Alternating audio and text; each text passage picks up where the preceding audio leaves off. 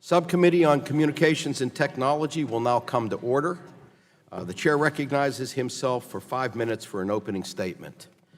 Good morning and welcome to the Subcommittee on Communications and Technology's legislative hearing on Legislating to Secure America's Wireless Future. Today, the subcommittee will consider a number of legislative proposals that address challenges from spectrum management to securing our nation's telecommunications infrastructure. The proposals before the subcommittee today are H.R. 4462, the Studying How to Harness Airway Resources Efficiency Act, or the SHARE Act, which I have introduced with my good friend, Ranking Member Latta.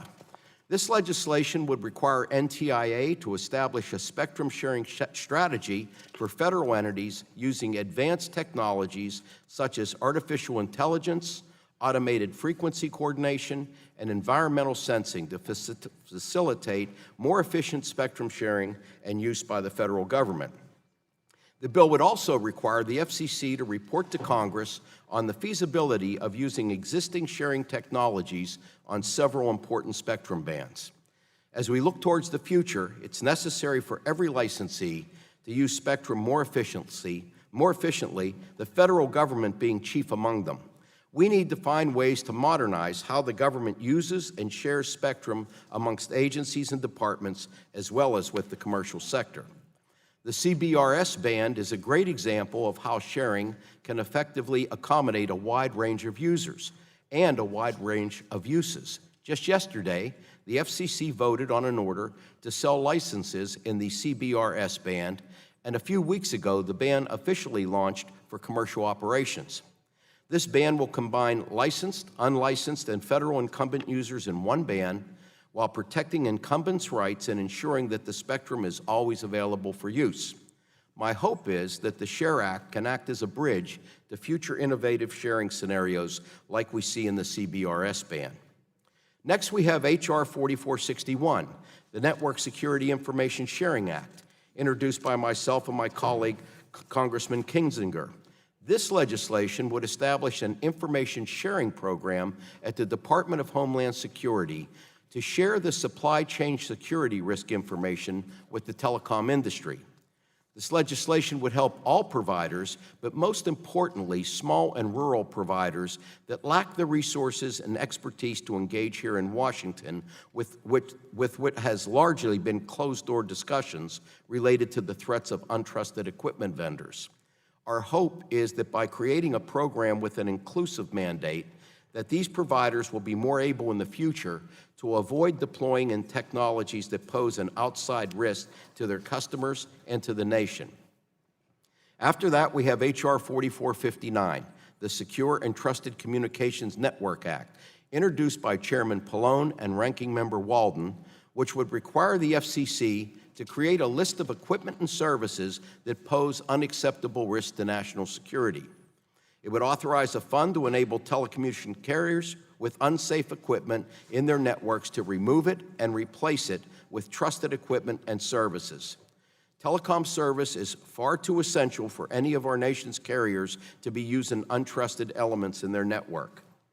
Subcommittee will also consider H.R. 2881, the Secure 5G and Beyond Act, introduced by Representatives Spanbauer, O'Halloran, Brooks, Rooney, and Slotkin. It would require the government to work with strategic allies to secure their 5G networks and ensure that U.S. 5G networks are secure and work with industry to guard against foreign political influence. Next, we'll consider the Promoting United States Wireless Leadership Act of 2019, introduced by Representatives Wahlberg and Dingell. We will also consider H.R. 2063, the E-Frontier Act, introduced by Representatives Cardenas and Brooks. And finally, we will discuss House Resolution 575, expressing the sense of the House that all stakeholders in the deployment of 5G should consider and adhere to the Prague proposals, which was introduced by Representative Flores and Soto. I also want to thank all the witnesses for being here today. I want to recognize Ms. Stampley for participating. She's currently director of the CERT division at the Software Engineering Institute at Carnegie Mellon University in Pittsburgh, which is the heart of my congressional district. We're always glad to have someone from CMU up here on the panel. Previously, she served as Acting Assistant Secretary in the Office of Cybersecurity and Communications at the Department of Homeland Security, and she established and led the Department of Defense's Computer Emergency Response Team. So I want to especially thank her for appearing before the subcommittee today. So I look forward to a discussion of all of these proposals. And now the chair recognizes Mr. Latta, ranking member of the subcommittee, for 5 minutes for his opening statement. Well, thank you very much, Mr. Chairman, and thank you very much for calling today's hearing. And I also want to thank our witnesses for being with us today as we discuss legislation on our network supply chain security and management of our spectrum resources. There are several bipartisan bills on today's hearing that address the challenges we face to ensure our critical communications infrastructure is secure from vulnerabilities. I'm especially pleased to have worked with our subcommittee chairman, the gentleman from Pennsylvania, on H.R. 4462, the SHARE Act, to empower our agencies to facilitate innovative spectrum sharing strategies to more efficiently use our airways. As the executive branch agency principally responsible for advising the President on spectrum and telecommunication matters, NTIA should continue to play the lead role directing a collective government approach to managing the federal government's access to spectrum resources. This bill helps empower NTIA to use tools to meet the challenge of growing wireless needs into the 21st century. Today's hearing also features several bills to address vulnerabilities in our nation's communication networks, such as the inclusion of unsecure equipment. Many providers' networks contain equipment supplied by suspect foreign carriers. However, this is only because the provider didn't understand the associated risks. The bill before us seeks to prevent this type of situation from occurring on a forward-looking basis. Understandably, these providers are in a period of uncertainty, and although they may want to do their part to protect national security, they may need help doing so. The FCC has voiced concerns about the network's security and proposed prohibiting USF recipients from using controversial equipment. So as winners of the FCC's latest Connect America Fund 2 reverse auction comes to grip with the build-out requirements accompanying these funds, it is critical that we work in a bipartisan way to ensure that they can revisit how those conditions impact their winning bid in order to keep their equipment free from security vulnerabilities. Not only do we want to prevent the federal funding to pay for gear that may pose a national security risk, but we do not want winners of CAF auctions to be put in an unattainable position of not being able to meet build-out requirements now that their cost estimates may have changed. I want to thank again to our witnesses for being with us today and for the testimony today. And I'm going to yield the rest of my time to the gentleman from Illinois. Well, thank you, Mr. Chairman, for yielding. The security of American communications and information networks is paramount to national security. It's a field I know fairly well from my time in the military, but the sword cuts both ways. As we've seen through the years, certain foreign adversaries have systematically coerced their equipment manufacturers to embed backdoors and other capabilities into their products, which are later purchased by American companies and integrated into our networks. No foreign actor should have the ability to eavesdrop on U.S. citizens or our government, and let alone use these backdoors to launch cyber attacks or disrupt our communications. In an effort to help the private sector avoid purchasing or installing this dangerous equipment, I've worked with the Chairman Doyle, to introduce H.R. 4461, the Network Security Information Sharing Act, which will be part of the discussion here today. So I look forward to that discussion, and I yield back to my friend. Gentleman yields back. Chair now recognizes Mr. Pallone, Chairman of the full committee, for 5 minutes for his opening statement. Thank you, Chairman Doyle. Today we are considering a series of bills to secure America's wireless future. They'll ensure that the government manages federal and commercial spectrum more efficiently to promote innovation and better serve all Americans. They'll also guarantee that our wireless networks are secure from foreign adversaries that may wish to spy on Americans or do us harm. I applaud the work of Chairman Doyle and Ranking Member Latta in introducing the SHARE Act. Their bill will cement the longstanding policy that our nation's key agencies, the National Telecommunications and Information Administration, and the Federal Communications Commission remain responsible for spectrum policy. These expert agencies can act as impartial judges to balance the demands and interests of spectrum stakeholders, such as the Department of Defense, the Federal Aviation Administration, public safety, and commercial carriers. At our hearing in July, we heard that the management of federal government spectrum requires a strong central voice at NTIA, and I think the SHARE Act does a great deal to help NTIA meet the mission-critical needs of government agencies in a more efficient and modern way. The FCC, likewise, must remain in the driver's seat when it comes to commercial spectrum, and for that reason, I am pleased the SHARE Act requires the FCC to look for ways to expand and improve the revolutionary spectrum sharing techniques being rolled out on the Citizens Broadband Radio service. When it comes to securing these networks from foreign adversaries, I want to thank Ranking Member Walden and Representatives Matsui and Guthrie for partnering with me to introduce the Secure and Trusted Communications Networks Act. Our legislation will prohibit the spending of federal dollars on suspect communications equipment and services that undermine national security. Our bill also establishes a $1 billion reimbursement program to help small carriers remove compromised equipment and replace it with secure alternatives. As we've heard, much of the global supply chain for telecommunications equipment flows through China at one point or another. And Chinese industrial policies allow state-run manufacturers like Huawei to sell suspect equipment to American providers cheaper than nearly everyone else. Although many of the bigger carriers have avoided these threats, it still is a significant issue for smaller and more rural carriers who built their networks using suspect equipment. Communications networks are interconnected, and that means that one weak link can harm the whole system. We must help smaller carriers remove suspect equipment for the good of the entire country. Representatives Kinzinger and Chairman Doyle also have legislation on this point that would help the federal government better share supply chain risk information with the communications providers. So I look forward to hearing from our witnesses, and I also wanted to briefly recognize or mention that Dean Brenner on today's panel, who is a fellow Monmouth County, New Jersey native. Glad to see you here today. Welcome.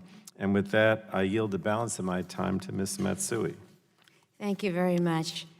I'm pleased that we're considering H.R. 4459, the Secure and Trusted Communications Networks. This bill will create a new fund that provides financial incentives to smaller rural wireless providers to replace certain equipment by Huawei and ZTE with new equipment that includes secure hardware and software capabilities.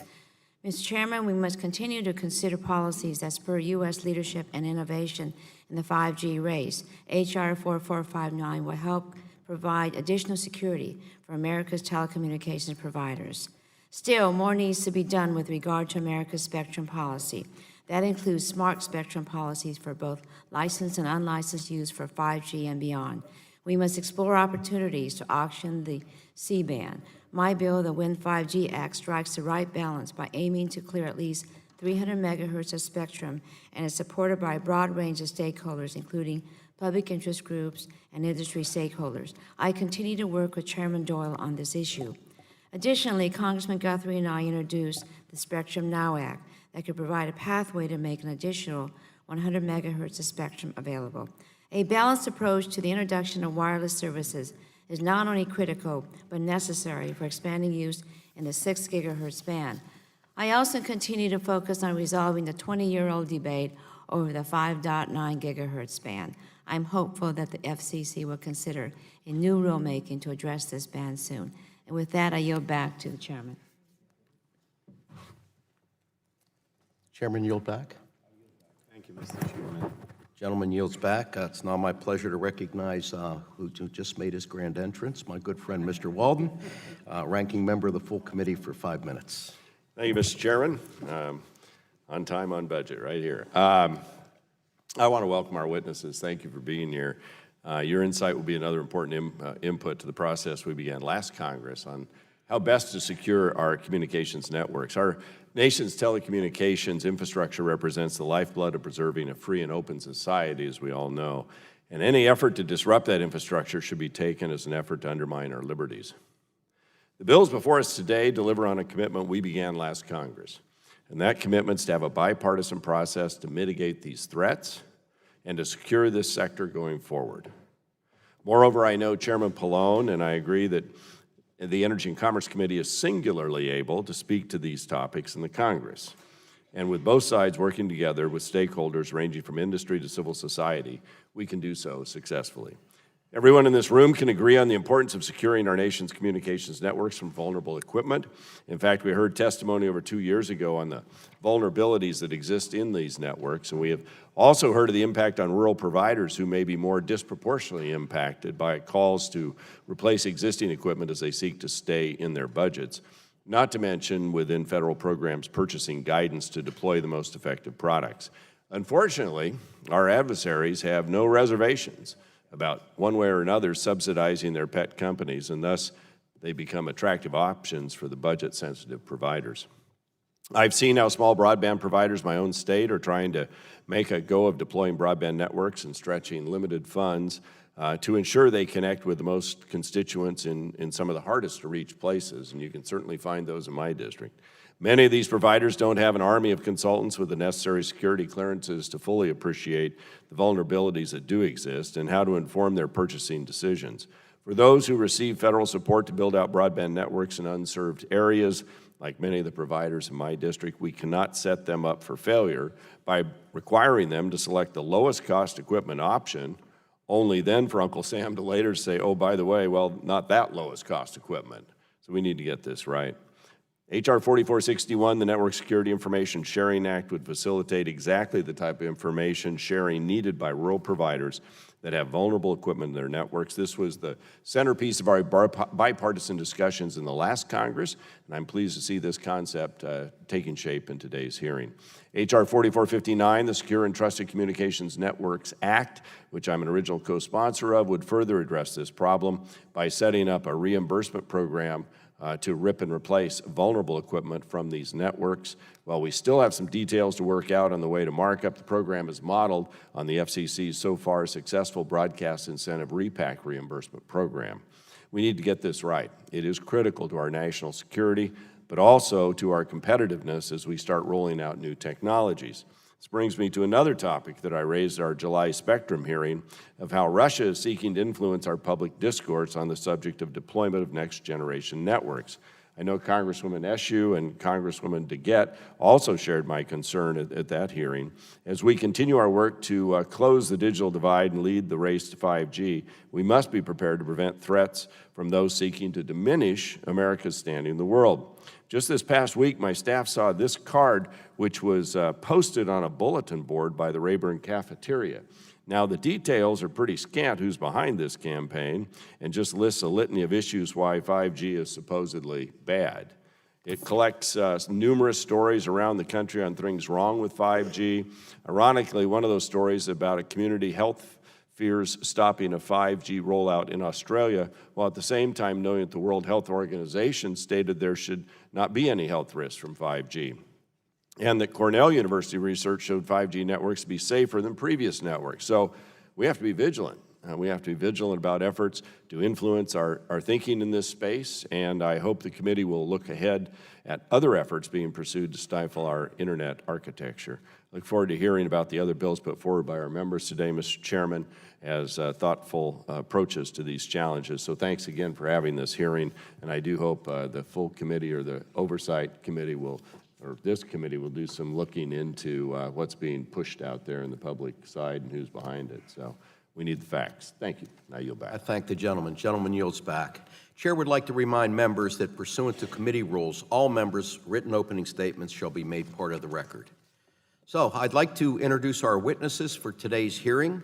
Ms. Bobby Stimpley, Managing Director, CERT Division, Software Engineering Institute at Carnegie Mellon. Thank you for being here today. Mr. John Nettles, President of Pine Belt Wireless. Mr. Nettles, thank you for being here. Mr. Harold Feld, Senior Vice President, Public Knowledge. Harold, thank you again.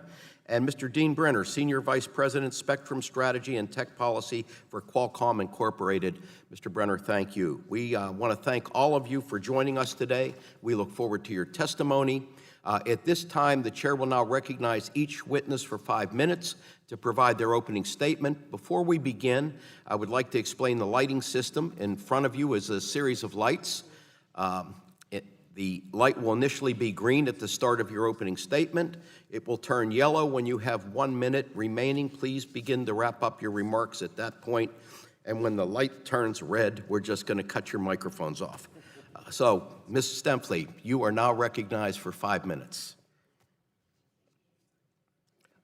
Hit your microphone button there. There we go. All right. Okay. One additional light. Thank you very much. Good morning, Chairman Doyle, Ranking Member Latta, members of the committee. Thank you very much for the opportunity to participate in this hearing today and speak on supply chain risks in the telecommunications industry. As has been said, I've been a public servant working in information technology focused on the application of information and technology to national security and public safety missions for more than 25 years. And I'm currently serving as the managing director at the CERT division at Carnegie Mellon University Software Engineering Institute, where we focus on partnering with government, industry, non-government organizations, and academia, doing applied research to improve security and resilience of computer systems, information, and networks. The telecommunications sector is a global system made of companies, suppliers, and users that make communications possible. Because the telecom industry is responsible for the flow of information, it is inextricably linked to how we work, play, and live, and plays a central role in the fundamental operations of society, from business to government to families. The explosion of devices, new methods of computing, IoT devices within the infrastructure has only increased the attack surface and therefore the responsibility of telecoms to participate in the overall protection and defense efforts. Ultimately, the supply chain for the telecommunications industry is vital to achieving security at scale. Historically, checks and balances in the supply chain have been largely procedural, such as licenses, warranties, regulations, legal recourse, supplier reputation, and have reasonably assured against defects and service failures. Unfortunately, these controls are increasingly inadequate when applied to global supply chains for the complex information and communications technology and technology-based services that underpin critical capabilities in this industry. An ever-expanding supply chain means that external dependencies must be rigorously measured and strategically managed for an organization to remain resilient. This includes addressing key areas in manufacturing and integration of the supply chains, in service supply chains, and in software supply chains. The ramifications of an attack anywhere on the telecommunications infrastructure could spread well beyond the point of origin and have the potential to affect entire nations, businesses, and private citizens. We must address not only the hardware, but the software and services as well.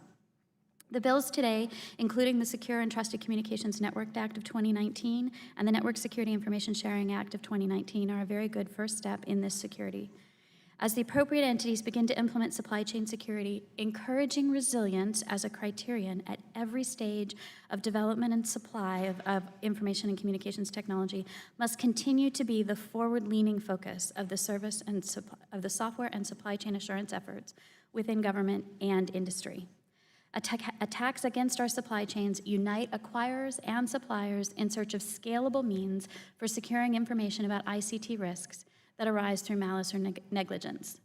Suppliers and acquirers need standardized methods for conveying information about common issues related to both the hardware and software aspects of ICT, especially regarding non-conforming products that contain counterfeit, tainted, or defective components and can cause subsequent harm. Fundamentally, the outcomes and risk factors we're seeking to manage are simple, even though the methods to accomplish them are not. First, suppliers must follow practices that reduce supply chain risks. Second, products provided by suppliers are acceptably secure. Third, the methods of distribution and/or transmission of the product to the purchaser guard against tampering. And finally, the product or service is used and sustained with acceptable security.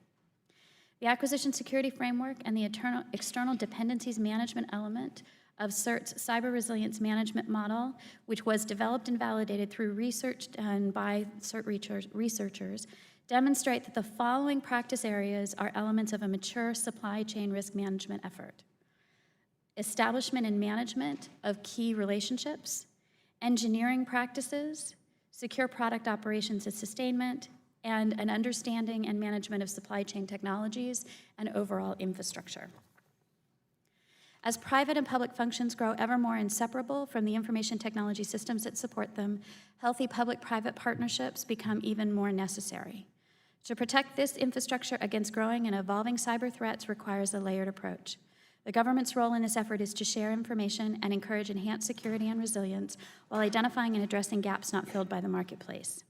Information pertinent to the supply chain, such as vulnerabilities, attack vectors, suppliers, security information, should be shared along with mitigation plans to those who need it. Actionable and usable information sharing must recognize the differing capabilities and roles of all participants and are key to successful sharing programs. Lastly, we must guard against the false choice between security and innovation. Thank you. I Thank look you forward to very your much. questions. Mr. Nettles, you're now recognized for 5 minutes. Chairman Doyle, Ranking Member Latta, members of the subcommittee, thank you for the opportunity to testify about securing communications networks and the support needed to keep rural America connected. Pine Belt is a family-owned and operated company established by my father in the late 1950s. Over the years since, we have worked hard to keep pace with technology and to keep the company in the family. We launched our wireless network in 1995 with 3 analog sites covering 2 counties. We have grown that to 65 sites and now provide 4G LTE across 5 counties, including many areas where ours is the only signal present. Not only do our customers depend on our network, but in an average day, we provide service, wireless voice and data connectivity to as many as 30,000 visitors, most of whom are just passing through. Pine Belt fully supports efforts to harden today's telecom networks for robust cybersecurity and to protect against potential national security threats. Yet while the industry buzzes with excitement of the great things that will come from 5G network build-out, we and many other small companies across the country have been virtually frozen since early last year by the security concerns of our currently deployed equipment. Pine Belt's modern network was rebuilt just a few years ago with equipment from ZTE through our participation in the Mobility Fund Phase 1 process, a reverse auction in which winning bidders were those showing the lowest cost to serve the greatest number of road miles. Our main performance criterion was to provide as much coverage possible as inexpensively as possible. We solicited quotes from 5 different vendors, and ZTE's bid was by far the lowest. With no restrictions at the time on the use of ZTE equipment and facing several deployment challenges, our selection was a no-brainer. The choice we made not only enabled us to meet our mandated MF1 build-out requirements, but also provided us with a reliable platform on which we could quickly deploy 4G LTE and VoLTE. Despite the challenges of our low-density footprint, we were optimistic that this experience would allow us to provide the latest services to our community for the balance of the current technology generation and also provide a solid foundation for the next. Unfortunately, as the uncertainties have grown regarding whether we will be able to continue to use ZTE equipment, my optimism has greatly diminished. At a time when we should be focused on expansion plans and upgrades, we are instead concerned with whether we will be able to continue to provide any services at all. Such fate would squander 20 years of network expansion and over $20 million in wireless investments. We find ourselves in this predicament more or less because under the Mobility Fund program, we simply did our best to do what the government required of us to bring service to our neighbors. With the news of the bills being discussed today, I can sincerely report that my optimism is returning. I am confident that by working with the small affected carriers, Congress, and the appropriate federal agencies, we'll be able to establish reasonable and sound policies that provide the essential financial resources needed for those carriers to secure their networks. The legislative efforts pending before this subcommittee take significant steps to plot a path to the future by establishing the Secure and Trusted Communications Network Reimbursement Program, determining a list of covered communications equipment or services, mitigating administrative burdens on small rural carriers, targeting network risk, and supporting information sharing. As Congress acts on these critical issues, it is important that solutions are implemented in a timely manner to support national security. They are executed in the right order to maintain services, and that sufficient resources are allocated to get it right. With several efforts already underway, including through the executive order and pending proceedings before the FCC to prohibit use of covered equipment, there is no time to waste in funding the replacement equipment. And while many have referred to the process as rip and replace, I say that perhaps we really need to be talking replace and then rip, otherwise services will indeed be disrupted. Finally, as Commissioner Starks noted in a public statement last week, this is a national problem that deserves a national solution, and we shouldn't expect small carriers who acted legally and in good faith to replace their insecure equipment on their own. It is therefore critical that Congress acts swiftly to provide resources for replacement of covered equipment, particularly for the small rural carriers who are unable to cover the cost without assistance. I believe the legislation before the subcommittee today accomplishes these goals, and I applaud your work to legislate to secure our wireless future. I genuinely appreciate the opportunity to share a little of the story of my family's company, and I welcome any questions you may have. Thank you, Mr. Nettles. Mr. Feld, you're recognized for 5 minutes. Chairman Doyle, Ranking Member Latta, thank you for inviting me here this morning. I applaud the subcommittee for moving forward with a set of bills designed to promote innovation and security in 5G networks. I want to focus on the following bills: the SHARE Act, the Network Security Information Sharing Act, the Secured Trusted Communications Network Act, and the eFrontiers Act. The SHARE Act. Everyone here is familiar with the problem of our increasingly crowded airwaves. Our efforts to find spectrum for 5G deployments have already caused conflict and uncertainty among federal and commercial users. Investing in the development of spectrum sharing technology is a necessary investment to resolving these problems going forward. In addition to research and sharing by federal users with other federal users, the study of the CBRS band will contribute enormously to our understanding of how to create a win for all spectrum users. The development process for CBRS balanced the interests and concerns of multiple stakeholders and has attracted early investment from licensed as well as unlicensed users, all while protecting federal interest. To meet our spectrum needs going forward, we need to set aside our old feuds and embrace systems that accommodate everyone and maximize spectrum use. The CBRS process tells us that we can do it, and we should build on this success. Importantly, we should not think about the SHARE Act as simply a means of freeing up more federal spectrum for commercial use. The technologies developed should be seen as the first step in rethinking federal spectrum management to move from the current stale and static system of specific assignments to a dynamic sharing system that allows the federal government to leverage economies of scale and provide federal agencies with the spectrum they need to meet their responsibilities. NSIS and STCNA. These are both good ideas to address the critical issue of supply chain security in U.S. communications networks. With regard to the Secure and Trusted Communications Network Act, we have suggested slight modifications that would further clarify that there is a mechanism so covered entities that cure their supply chain security risk can be removed from the list. Although nothing in the statute as written prevents development of such a process, it is always best to clarify these things to avoid confusion. We also suggest that the STCNA be expanded to include purchases made after August 2018 to ensure small carriers can be reimbursed for the purchase of equipment that was not listed at the time of purchase. Network security is a shared responsibility and it benefits us all. These changes would affirmatively serve the public interest and protect national security. We look forward to continuing to work with the committee on these issues. eFrontier. It is often repeated that the most important rule of legislating is first do no harm. The sweeping language used in the statute creates potential barriers to federal provision of emergency communication services or ways to leverage existing federal assets in rural communities to address the digital divide. A proposal does not need to actually violate the law to cause delay or prevent needed action. For example, if the federal government were trying to make federal fiber available to commercial carriers in the immediate aftermath of a natural disaster, no one would want to introduce delay and uncertainty while legal counsel debate whether this would be a wholesale network under the Act. There is no plan to build a national network of any sort, nor could any future administration do so without an appropriation from Congress.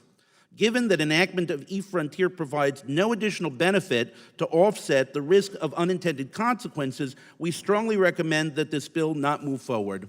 Thank you very much. I look forward to your questions. Thank you very much. Mr. Brenner, you're recognized for 5 minutes. Chairman Doyle, Ranking Member Latta, and members of the subcommittee, my name is Dean Brenner, and I'm here today on behalf of Qualcomm, which was founded in a San Diego living room, but is now the world's largest supplier of chips, an entire modem RF system for smartphones and other wireless devices, and the world's leading inventor and licenser of new wireless technologies. The technologies we develop, especially 5G, and the chips we design all depend on one key input controlled by the government, spectrum. As this subcommittee has recognized, enabling a steady stream of new spectrum, low, mid, and high band, licensed, unlicensed, and shared, is essential for the rapid, broad 5G rollout. We're working on 5G at a feverish pace, but our work depends on the continued steady stream of new spectrum, so thank you for continuing to make spectrum a high priority. 5G is now launched on 4 continents. More than 30 5G networks, including those of all 4 U.S. national operators, have launched and are expanding. Over 20 manufacturers are selling or developing 5G devices, more than 6 times as many as in 4G's first year. Qualcomm's chips are in more than 150 5G devices, which have been or soon will be launched, including phones, hotspots, and fixed wireless devices. Our chips support both sub-7 gigahertz and millimeter wave, and the U.S. was the first country to launch 5G in both sub-7 gigahertz and millimeter wave. 5G is delivering far better mobile broadband at a much lower cost per bit. Let me explain several 5G game changers which will launch soon and will further accelerate the 5G rollout. Dynamic spectrum sharing, or DSS, enables an operator to run 5G in spectrum already in use for 4G. Instead of having to empty a 4G spectrum band before launching 5G, which could take 10 years or more, DSS will enable a band to be used simultaneously for both 4G and 5G. Enhanced millimeter wave will enable 5G fixed wireless to be used for rural broadband. Qualcomm has developed new antenna modules which enable 5G fixed wireless service 1 mile away from a rural base station, covering a much larger area than anyone thought possible. A new version of 5G, optimized for unlicensed spectrum, will enable 5G to be launched for ultra-low latency, ultra-reliable 5G in factories, warehouses, and other venues. This technology, along with new forms of Wi-Fi that Qualcomm is developing, would be deployed in new 6 gigahertz unlicensed spectrum now under consideration by the FCC. Qualcomm's 5G small cell chips will expand 5G to more people and more locations, particularly indoors using millimeter wave. Last, cellular vehicle to everything, or CV to X technology, first with 4G and then 5G, enables cars to communicate with other cars and infrastructure with much greater range and reliability than is possible with older DSRC technology. For CV to X to be deployed, the FCC must waive or change its rules for 5.9 gigahertz, which only allow deployment of DSRC. Let me turn to 5G security, which has been a high priority for Qualcomm ever since we started working on 5G, even though we don't manufacture core network equipment. Qualcomm has worked on 5G security internally with many other companies and in the 3GPP Global Standards Group, which sets 5G standards. In addition, for many years now, Qualcomm has been an active participant and leader in CISRIC, the FCC's Communications Security, Reliability, and Operability Council. Most recently, we appreciated the bipartisan May 9th letter sent from the chairman and ranking members of this subcommittee and the full committee to FCC Chairman Pai asking that CISRIC examine 5G security. Subsequently, one of our engineers, Dr. Farouk Khatibi, was appointed to lead the CISRIC working group on managing security risk in emerging 5G implementations. The members of this group include experts from DHS, a county government, a nonprofit, government contractors, network operators, tech companies, standards groups, and a trade association. We look forward to advancing 5G security through this group. Finally, Qualcomm has been working on spectrum sharing for many, many years. We've worked directly with NTIA, DoD, and other government agencies, as well as with private sector colleagues. Often, a spectrum band analyzed for sharing involves multiple cabinet departments and multiple entities in those departments. Over the years, NTIA has played a coordinating role, gathering technical input from government players, working with industry, leading joint public-private technical work, and speaking with a single voice for the executive branch to make greater progress toward sharing.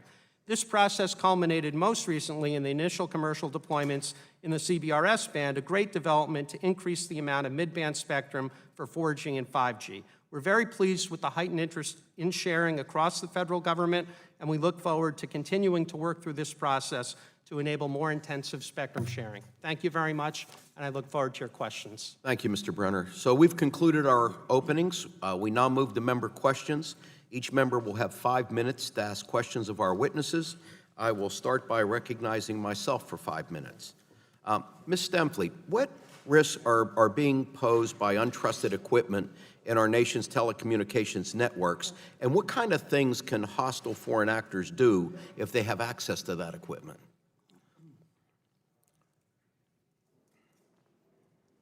I want to thank you for the question.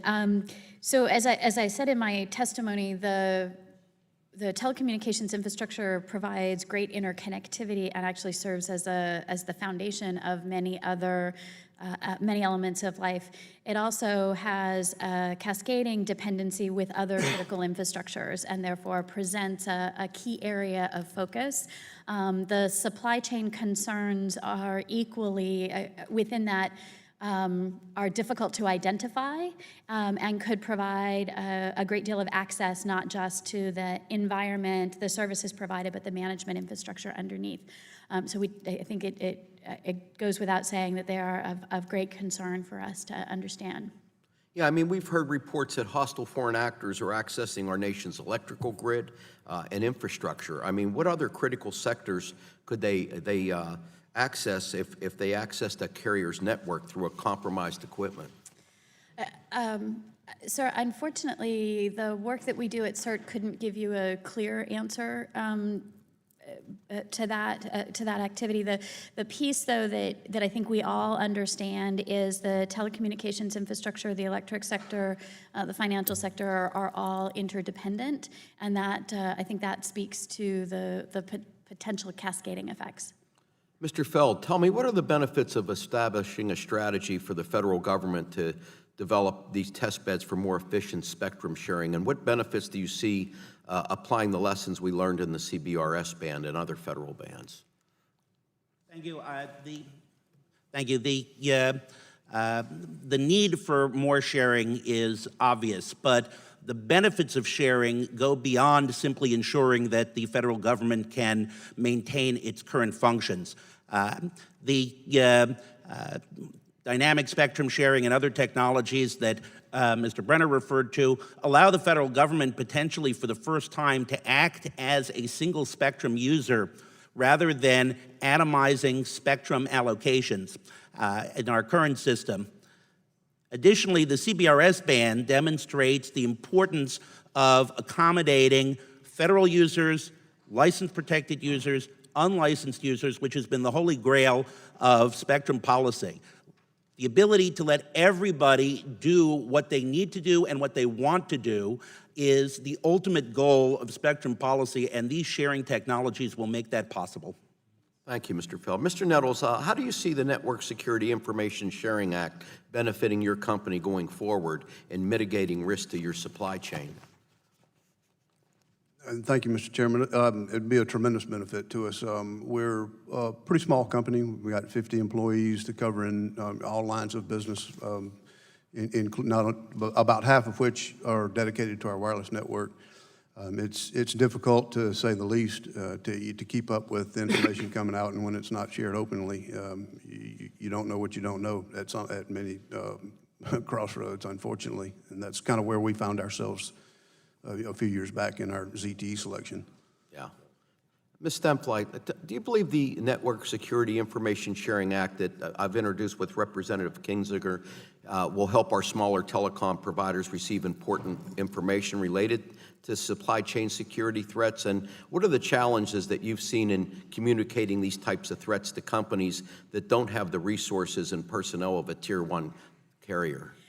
I think the focus on ensuring that information is actionable and usable to all parties is a really important part of the bill and of any information sharing related program. And so the key thing that I have found in building these sharing activities is recognizing the capacity that the organization has to take action. So is it clear what they should do?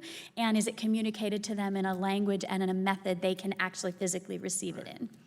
Thank you very much. I'm going to yield 25 seconds back as an example for the rest of the committee, and now yield to my good friend, Mr. Latta. Thank you very much, Mr. Chairman. And again, thanks for our witnesses for being with us today.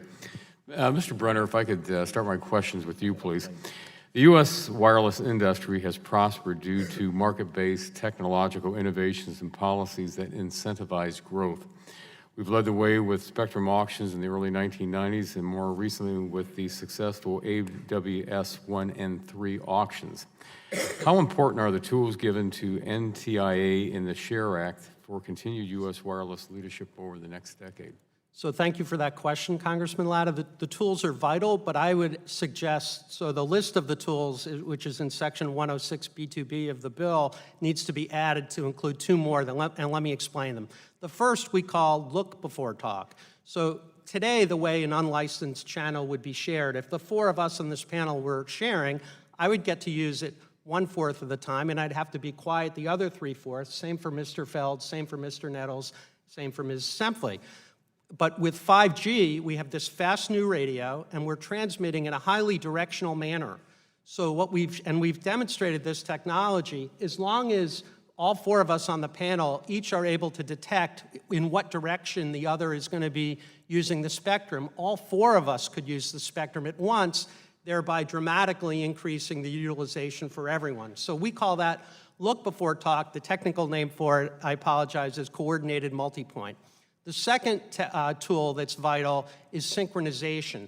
So if we all synchronized our watches while we were sharing the channel, because of the time-based aspect of spectrum sharing, if we were in sync with one another, we would minimize the amount of time, of dead time on the channel, and again, all of us would be able to use the channel more, which would be a benefit to everyone.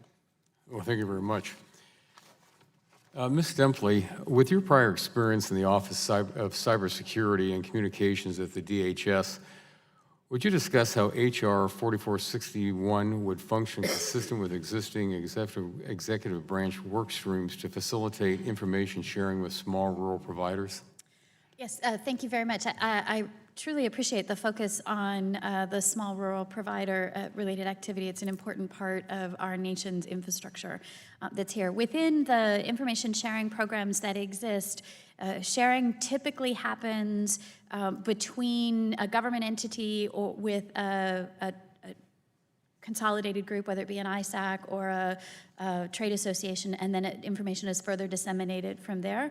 I think the way that this bill would work would be to ensure that the complete path exists and is successful, so that the end provider not only can receive the information, but then can provide the feedback back into the government that the full set of activities has occurred, and I appreciate that in the bill. Well, thank you. Let me follow up with another question.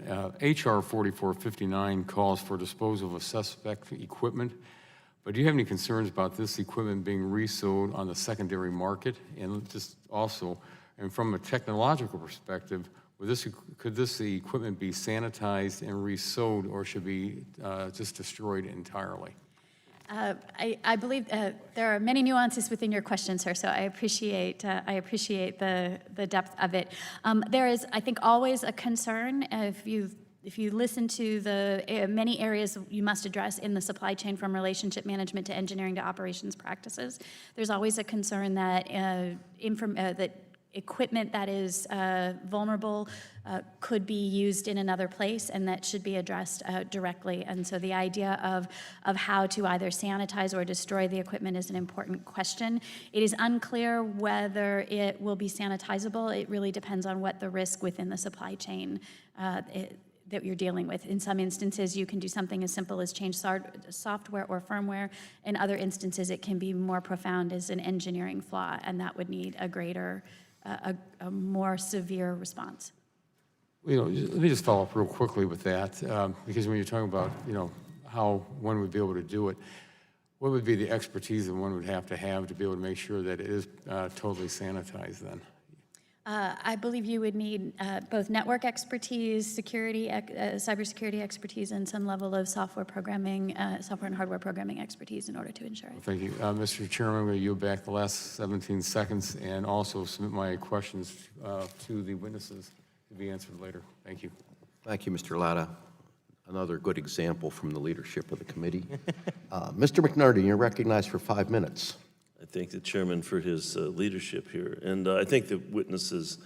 Mr. Nettles, I represent a district that has a lot of rural areas, and I believe that the wireless carriers would agree with you about the need for additional resources to replace some of this equipment. Do you think that the high-cost program under the Universal Service Fund has contributed to these problems, and if so, could you explain that a little? I most definitely think it contributed to it.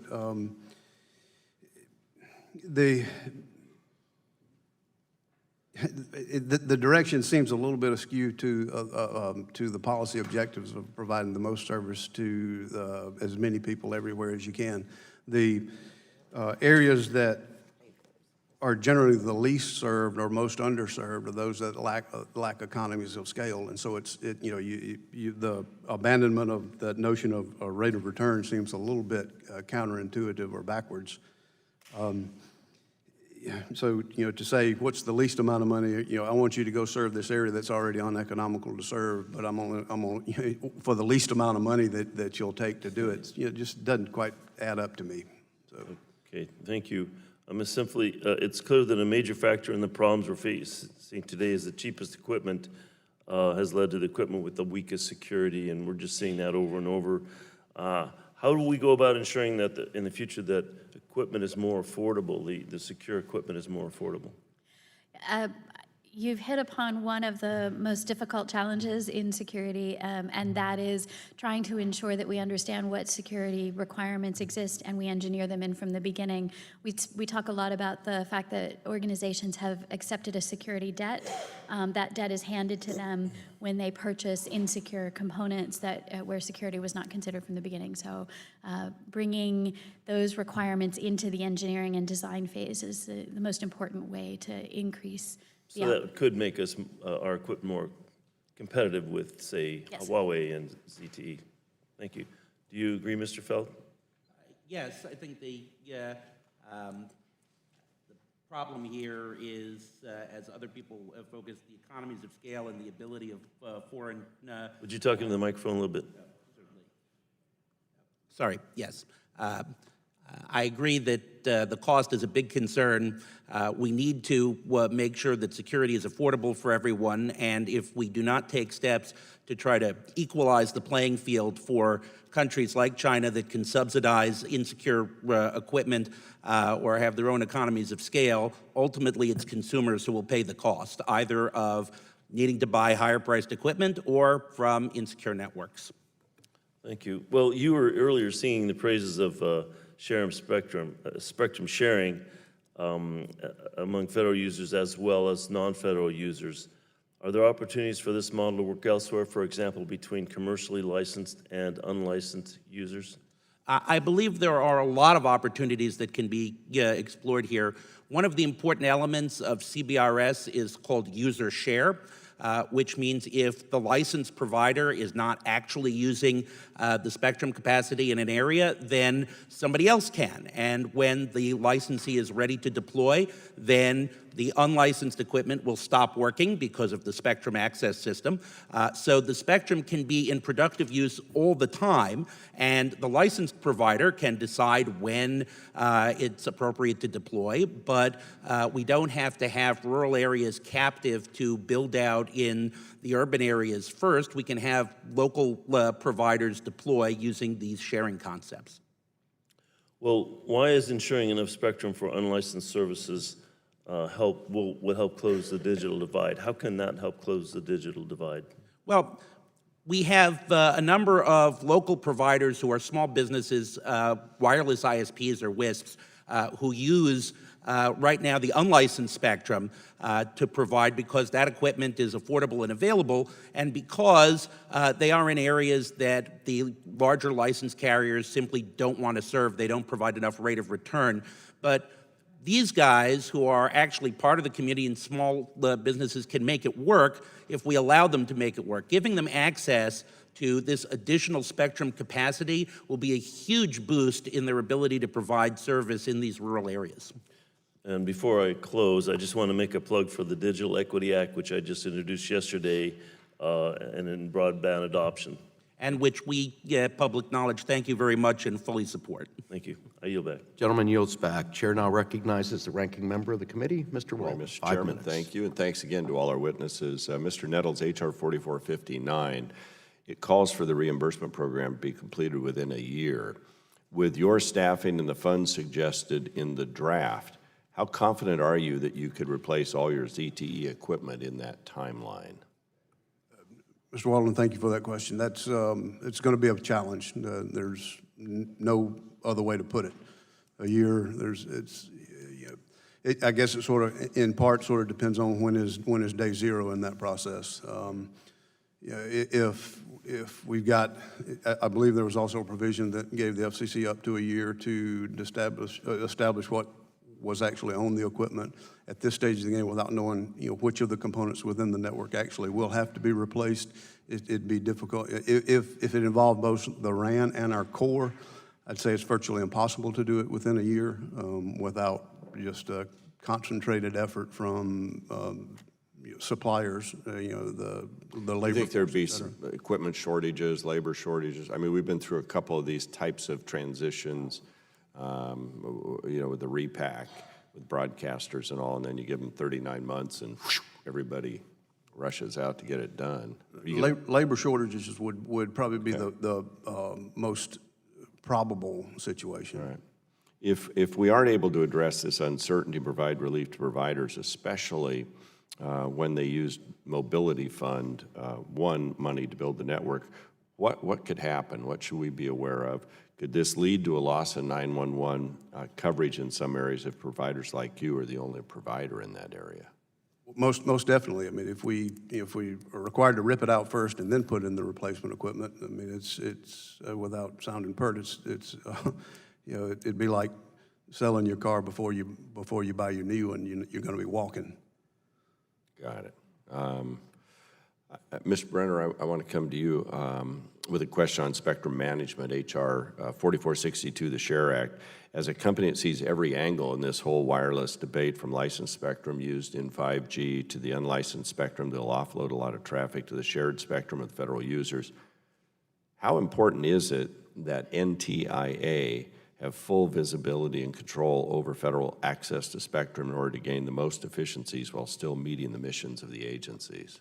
Thank you for that question, Congressman Walden. It's extremely important. You know, NTIA was created in the late 1970s because each federal agency had their own spectrum system and there was no single coordinator. But, you know, for sure we would not have been able to achieve the success with the CBRS band without having NTIA play that role. Now, as you mentioned, you know, as Qualcomm, we work with everyone. As I mentioned in my testimony, it's great to hear that the Defense Department really has a revolutionary attitude about spectrum sharing, but these are very complicated situations. So in the two bands that are mentioned in the SHARE Act, one of them, 7 gigahertz, has 8,700 federal assignments of spectrum. The 3.1 to 3.5 band has 450 assignments of spectrum.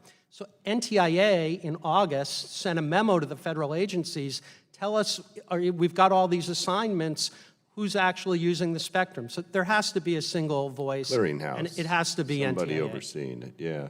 And I won't put you on the spot, I don't have to. You know, we're in this bit of a struggle right now where DOD, at least allegedly, wants to grab more control over management of spectrum.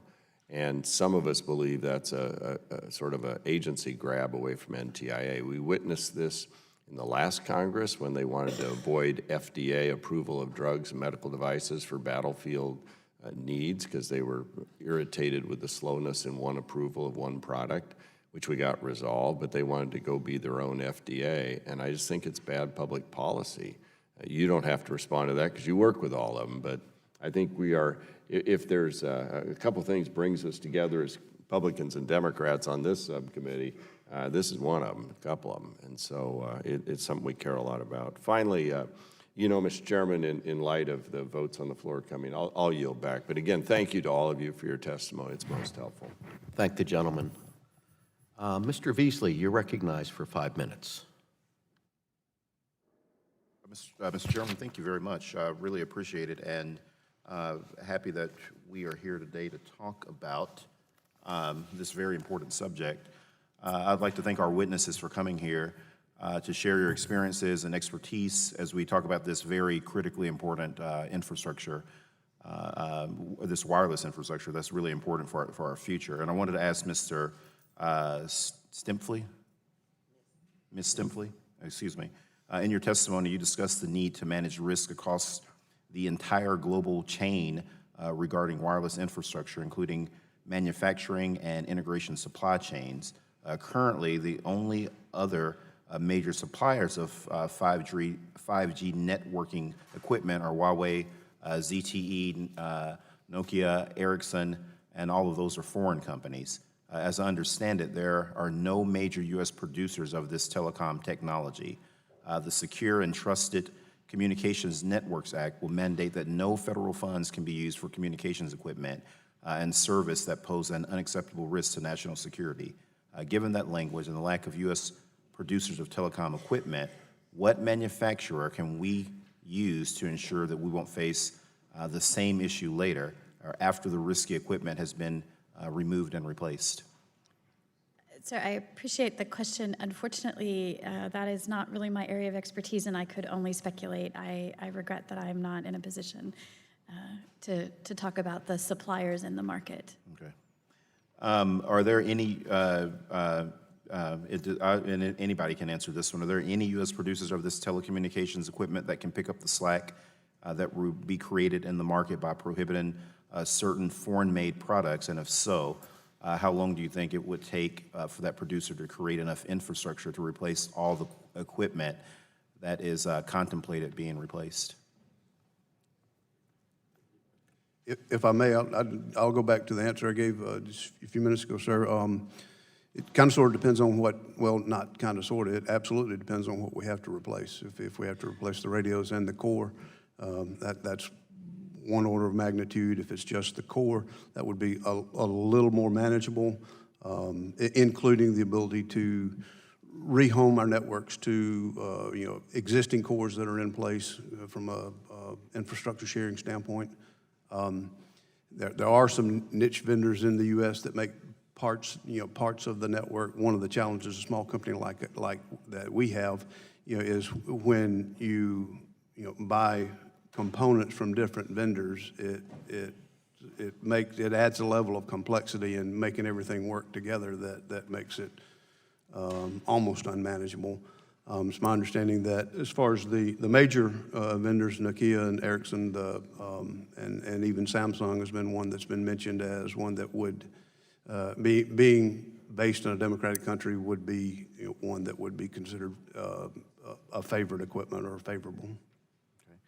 In your testimony, you discussed the challenges of providing wireless service to rural communities and the cost considerations of certain wireless equipment over others. You also discussed the concerns about the ability of small providers and to make upgrades to facilitate next generation services in rural areas. Could you give me your opinion regarding whether the provisions in the Secure, Trusted, and Communications Networks Act would substantially delay 5G and other wireless deployment to unserved and underserved communities?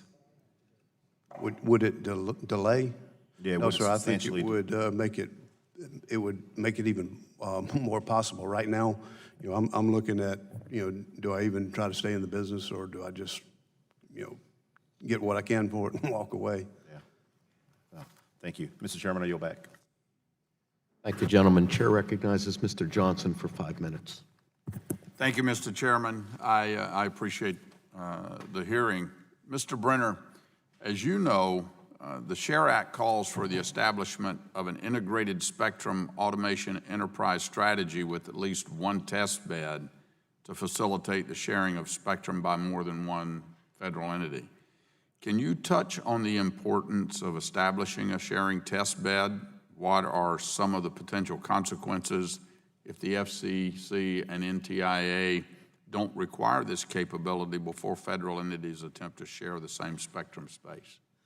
Thank you. Thank you, Congressman, for that question. So at Qualcomm, we constantly, aggressively, 24/7, we have tests going on of new technologies all over the place, largely on our campus in San Diego, but also around the world. So our whole business is inventing new technologies and testing and testing and testing them to make sure that they're going to work, to convince providers like Mr. Nettles that they're beneficial to be deployed, to convince equipment vendors to deploy them. And so that is the approach that's been successful to establishing United States leadership in the wireless space, and having that same kind of capability occur so that the testing can occur on the federal side, I would say would be vital. Well, you gave a good explanation of why it's important, but what happens if we don't do that? What are the consequences if the FCC doesn't require this capability before federal entities attempt to share that same spectrum space? Right, so the FCC can't require federal entities to do testing, so that's point number one. Point number two, if no one else the FCC is an independent agency, has no authority over the executive agencies, but second of all, if you don't have that capability in the executive agencies, then what you have is what we've had for the last several decades, which is the federal government continues to use old legacy systems, and they don't have a modern wireless communications capability that we have in the commercial sector. That's bad in and of itself. And then the second thing that leads to is then when we want to have sharing, it becomes extremely difficult because the commercial sector has state-of-the-art technology, whereas the federal government has older legacy systems that were never designed for sharing. Okay, Mr. Fell, do you have any thoughts on that? Yes, I completely agree with everything Mr. Brenner said. I also want to stress that the enormous opportunity here for the federal government to leverage its vast economies of scale requires that there be this focused central testing. Somebody has to be responsible for making it happen, and it can't be left to the vagaries of agencies. We need to understand that for most agencies, they're not interested in spectrum policy. They're trying to get their mission accomplished, and they're trying to do it within budgets for which upgrading of equipment or testing equipment is simply not an element. So there is no reason to believe that these things will happen without a statutory mandate to make it occur. Okay, all right. Ms. Stempfli, in your testimony, you talked about the importance of having a full view of the dependencies and complexities of supply chains as they change moving into the future. What role does or should NTIA continue to play coordinating a software or hardware bill of materials? I would like to commend NTIA for the work that they've been doing on the software bill of materials. We, in our experience in handling risks, particularly software-oriented risks that exist, we found that the software bill of materials is plausibly the most effective way to understand the complexities and the nested nature of all of the technology that exists in place. And it provides a foundation to integrate software bills of material with other hardware bills of material and multimodal bills of material, and would like to continue to see NTIA play a leadership role within the government on this topic. Thank you, Mr. Chairman. I beat you. I gave back 35 seconds. I appreciate it. Chair now recognizes Mr. Soto for 5 minutes. Thank you, Mr. Chairman. The House Permanent Select Committee on Intelligence has stated that China has, quote, the means, opportunity, and motive to use telecommunications companies for malicious purposes, unquote. By a show of hands, how many of you agree with that assessment?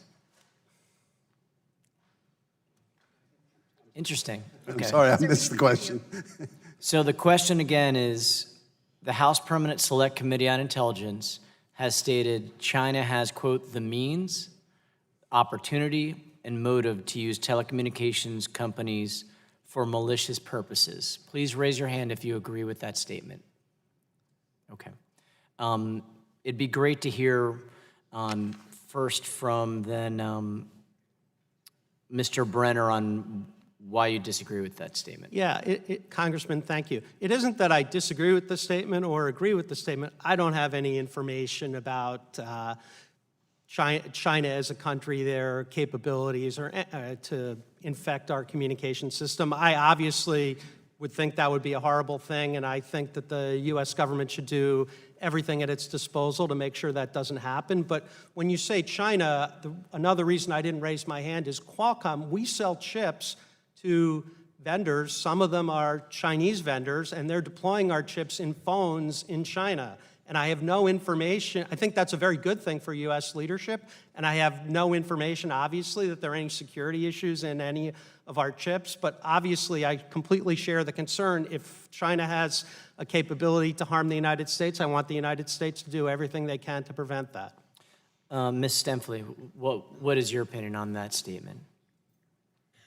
I believe that there are a number of security risks within the infrastructure, and that we should do everything we can to reduce them and to make it more difficult for anyone who has means, motive, and opportunity to take advantage of those.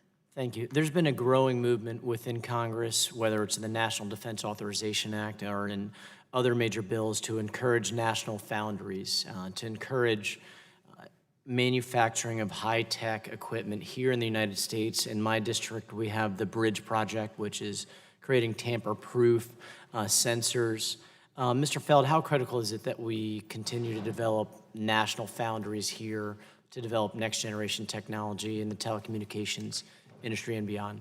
Well, I think we in the United States have a long tradition of our leadership in this area. We want to maintain that, obviously.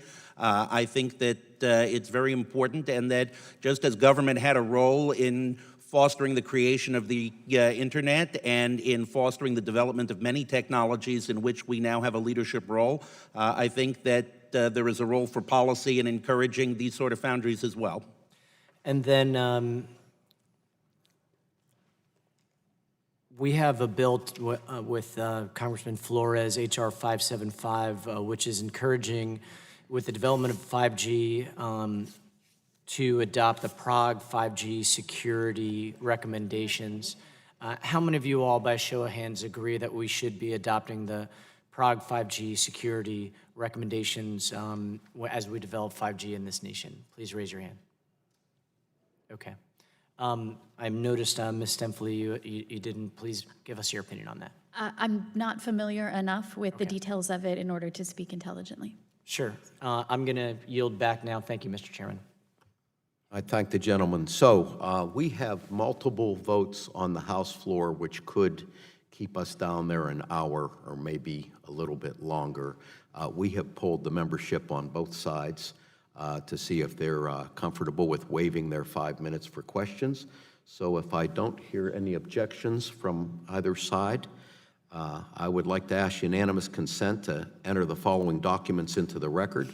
An article from 05g.com referenced earlier by Ranking Member Walden, a flyer regarding 5G referenced earlier by Ranking Member Walden, a letter from the International Associations of Fire Chiefs.